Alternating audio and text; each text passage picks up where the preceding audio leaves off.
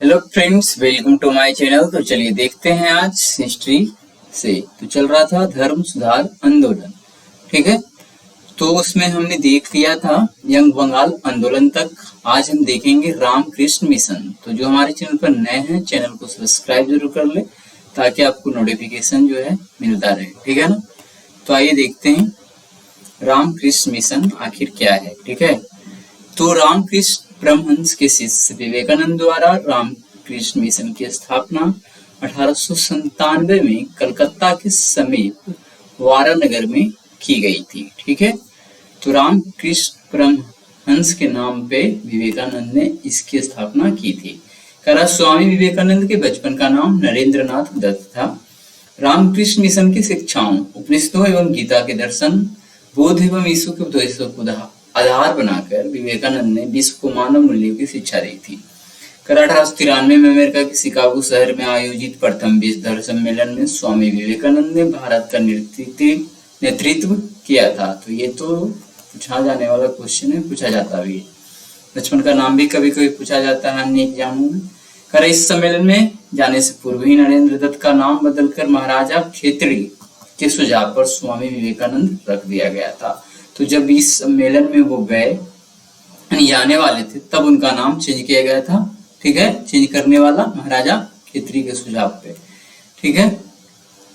विवेकानंद ने शिकागो में संपन्न विश्व धर्म सम्मेलन 1893 में सभी धर्मों की एकता के विषय में कहा। उन्होंने अध्यात्मवाद एवं भौतिकवाद के मध्य संतुलन स्थापित कर कहा कि यदि पश्चिम के भौतिकवाद एवं पूर्व के अध्यात्मवाद का सम्मिश्रण कर दिया जाए तो यह मानव जाति की भलाई का सर्वोत्तम मार्ग होगा। विवेकानंद का कहना है कि धर्म न पुस्तकों में है, न बौद्धिक विकास में और न तर्क में। तर्क, सिद्धांत, पुस्तकें और धार्मिक क्रियाएं आदि केवल धर्म के सहायक हैं। धर्म आत्मज्ञान में है। वे जातिवाद, छुआछूत एवं विषमता को राष्ट्र की दुर्बलता का कारक मानते थे। उन्होंने युवा पीढ़ी से अपील की कि वे प्राचीन सभ्यता पर गर्व करें, अपनी संस्कृति को मानव जाति के कल्याण हेतु समर्पित करें। विवेकानंद ने कहा कि जब तक करोड़ों व्यक्ति भूखे और अज्ञानी हैं, तब तक मैं उस प्रत्येक व्यक्ति को देशद्रोही मानता हूं जो उन्हीं के खर्चे पर शिक्षा ग्रहण करता है, परंतु उनकी परवाह बिल्कुल नहीं करता है। स्वामी जी को 19वीं शताब्दी के नव हिंदू जागरण का संस्थापक भी कहा जाता है, ये याद रखना है। सुभाष चंद्र बोस ने स्वामी विवेकानंद को आधुनिक राष्ट्रीय आंदोलन का आध्यात्मिक पिता कहा है, ठीक है। तो क्वेश्चन यहाँ पे दो तरह से, आधुनिक राष्ट्रीय आंदोलन का आध्यात्मिक पिता तो स्वामी विवेकानंद, ये कहा किसने? तो सुभाष चंद्र बोस। स्वामी विवेकानंद ने प्रबुद्ध भारत, अंग्रेजी में उद्बोधन, बंगाली में नामक पत्रिकाओं का प्रकाशन किया। राजयोग, ज्ञानयोग, कर्मयोग व वेदांत फिलोसफी उनकी प्रसिद्ध पुस्तकें हैं। तो ध्यान देना है कि ये पत्रिका था प्रबुद्ध भारत, उद्बोधन, इधर है राजयोग, ज्ञानयोग, कर्मयोग और वेदांत फिलोसफी की उनकी प्रसिद्ध पुस्तक है। राजयोग, ज्ञानयोग, कर्मयोग और वेदांत फिलोसफी। विवेकानंद से प्रभावित होकर एक विदेशी महिला इनके साथ भारत आई, जो सिस्टर निवेदिता या मार्गरेट नोबेल के नाम से जानी जाती थी। रामकृष्ण परमहंस ने चिंतन, संन्यास, भक्ति के परंपरागत तरीकों से धार्मिक मुक्ति प्राप्त करने का प्रयत्न किया। उन्होंने इस बात पर जोर दिया कि इन मार्गों से सर्वश्रेष्ठ मार्ग मानव सेवा है। मानव सेवा ही ईश्वर की सच्ची सेवा है। चलिए तो आगे देख लेते हैं थियोसॉफिकल सोसाइटी।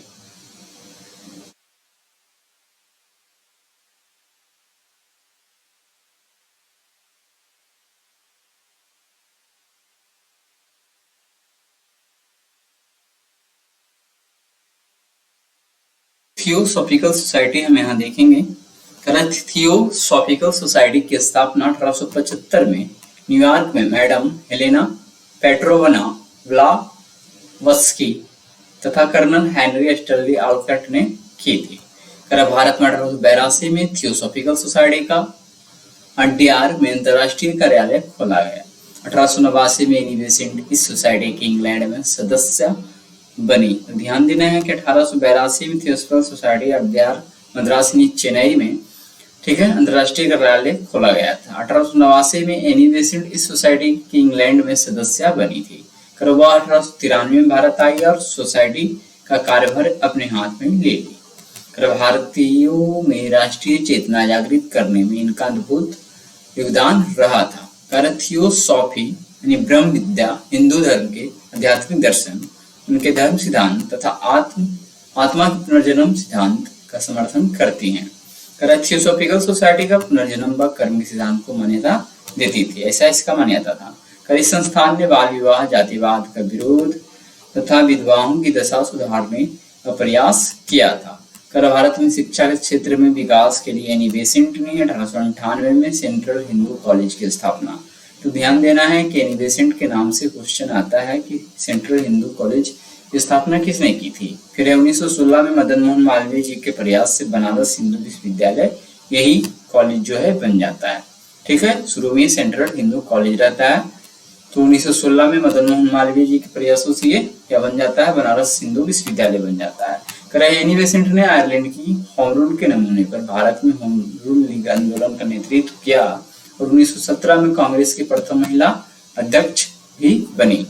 ठीक है, तो इस प्रकार से आज का हमने हिस्ट्री देख लिया। मिलते हैं कल पॉलिटिकल साइंस के कुछ